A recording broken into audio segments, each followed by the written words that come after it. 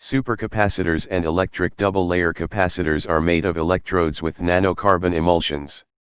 A supercapacitor uses a physical phenomenon called electric double layer to perform charging and discharging. Using nanocarbon emulsions, we experiment with supercapacitors. You will need to prepare 2 sheets of paper coated with nanocarbon emulsion and dried. A sheet of paper towel. Dip a paper towel into a saline solution as shown in the photo. Place it on top of the carbon material. Put another piece of carbon material on it as shown in the picture. Between the 2 pieces of carbon material, there is a piece of paper soaked in salt water, electrolyte. Fold the edges of the paper towel, so that the positive and negative carbon materials do not come into contact.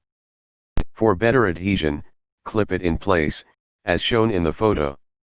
The electric wiring is as shown in the picture. The battery sends electricity from the battery to the supercapacitor. At a voltage of 1.291 volts and a current of 61.8 milliamps.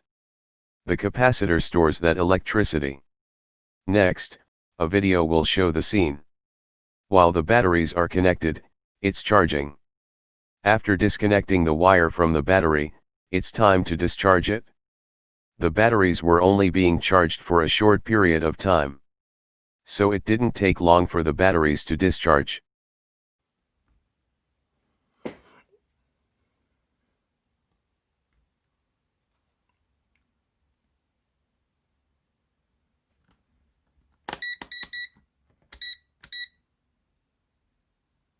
The charging and discharging of a supercapacitor is performed by adsorption and desorption of ions in the electrolyte. To increase the electrical capacity, it is necessary to increase the specific surface area of the electrode material and the conductivity of the electrodes.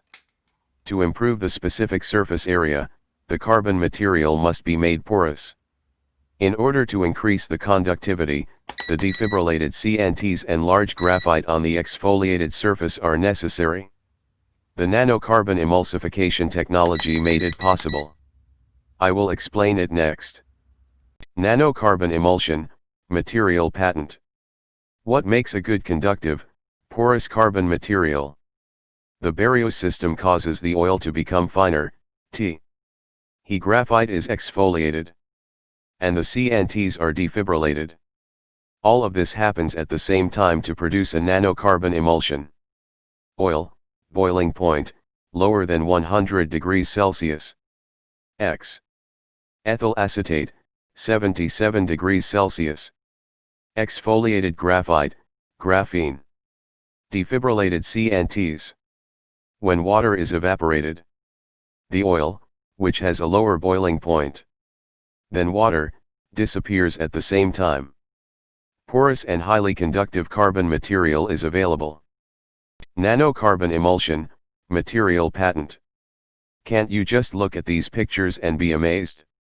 0.5 omega everywhere, regardless of distance. A large amount of nanocarbon emulsion dried. The carbon solid 3.6 gram needs 200 gram nanocarbon emulsion, material cost is 20 yen, $0.2. This carbon solid is 3.6 gram. Dimension 2 cm x 4.5 cm x 0.6 cm equals to 5.4 cubic centimeters. This carbon has a 70% cavity quality. It is a highly conductive, porous carbon solid. It is ideal for use as a positive electrode in air battery and a supercapacitor. During a disaster, power outages occur. Risk avoidance in a disaster. Since secondary power is not supplied to the solar power, you can't use power generation from sunlight.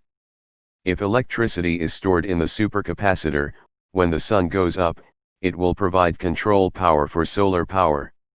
Solar power can also be used during a power outage.